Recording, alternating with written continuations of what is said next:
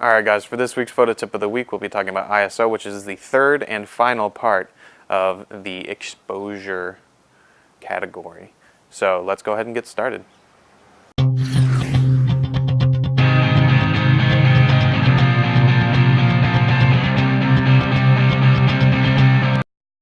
Alright guys, so you're probably wondering what ISO is, and ISO is the sensitivity of the sensor in the camera. So if you change the ISO, it'll change how sensitive the camera is to light coming into the camera.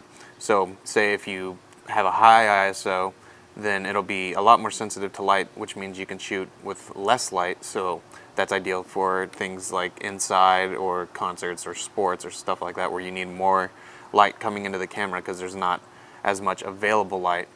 And if you have a lower ISO, you can shoot outside on a sunny day, and because you don't need to be gathering as much light because there's plenty of light available. So that's basically what ISO is. Now of course that sounds great, saying you could just, I'll just up my ISO, then I can go take pictures inside even if there's barely any light, and that really isn't the case. The camera is limited and can only do so much. So if you have a higher ISO, what's going to happen is you're going to get grain, which is, it's exactly what it sounds like. It's just grain, little grainy things on your picture, and it really takes away from the photo. But that's the drawback from having a higher ISO. You're going to lose quality, you're going to have higher grain, and you don't really want to stay away from having high ISO because you get grain. So you usually want to have the lowest ISO possible for the situation that you're shooting in. Now when you're inside, you want to stay around 400 or 800.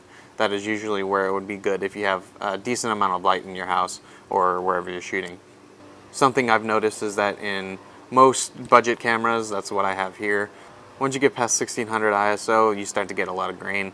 So you want to stay within those ranges. Usually, of course, you can always go above it, but you need to know that you're going to get more grain, and that's normally something you don't want to get. Now, there are also some pros with having a higher ISO. When you up your ISO, the sensor is more sensitive, which means you can have a faster shutter speed. Now, with the faster shutter speed, you can freeze the action, and most likely is going to give you a better result because you won't have any motion, and that's usually what you're looking for. So now we'll go inside and we'll look over some sample images, and we'll go from 100 ISO all the way up to 1600 ISO, so you can see how the grain is there and how it affects your image. So let's go do that. Alright guys, before we get to the pictures, I forgot that I had to show you how you change it. So it varies from camera to camera, but on mine I have a 100 right here. That represents my ISO, and the way I change it is you have to go into a menu and change it right here. As you can see, it says ISO 100. You click on it and you can change it to whichever one you want. Now on certain cameras you will have a screen up here at the top. I'll flash a picture of what that looks like there, and it's the same thing when you see the number of your ISO and you change it accordingly. Just look that up in your manual for your specific camera. So now let's really go ahead and move into the pictures.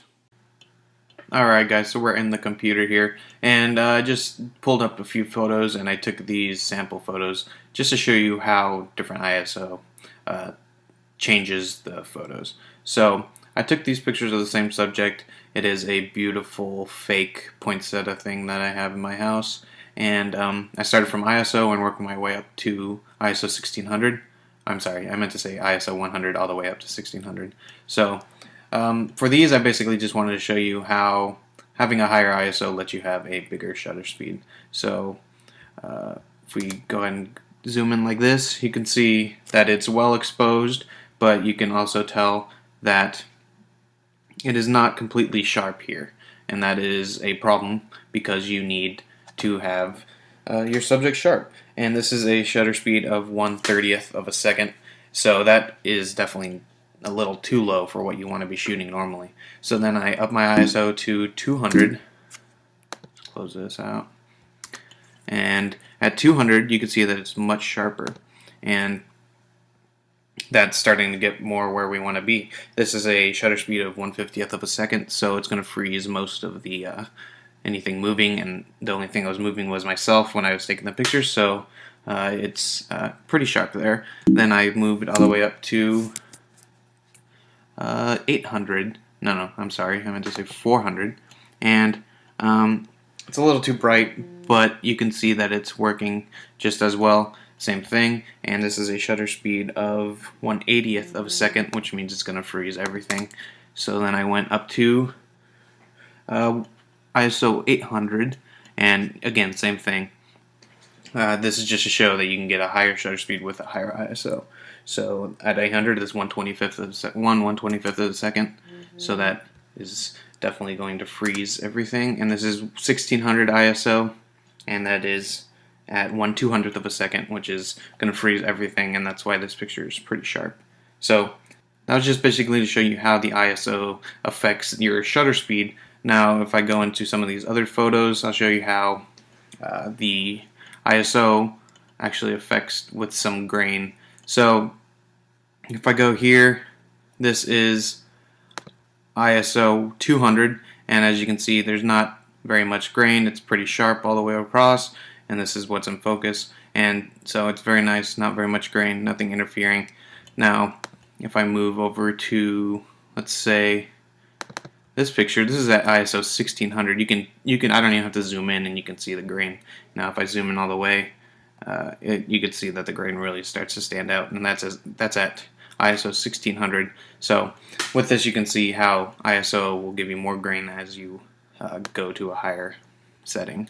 And also this one, you can definitely see a lot of grain. This is again ISO 1600, and all these were in dark situations, so I had to up my ISO in order to get a fast enough shutter speed. And of course, like I said, you sacrifice having less grain, so I don't even have to zoom in again. You can just see all the grain. So that's just basically to show you what it would look like, and hopefully that works for you and you understand from these photos what it looks like. Alright guys, so that brings me to the end of the ISO video. Check out my site and let me know what you guys think of some of my stuff down below in the comments. And when you're here, there's a little button right here. You can click it, and that'll like my Facebook page, and that'll make me a happy person because likes make me happy. Even if you don't care what I'm talking about, it'd be awesome if you could like it. Also, follow me on Twitter at Gonzo3303, and let's go over here to Google+, add me here, and I'll add you back to your circles. And then finally, it'd be awesome if you guys could subscribe. And I upload a ton of stuff. I do it as often as I can, and a lot of tech stuff. And I just added this photography stuff because it interested me. So check it out. If you guys like it, then subscribe. That'd be awesome. And that's it for this one. I'll see you guys next week. See ya.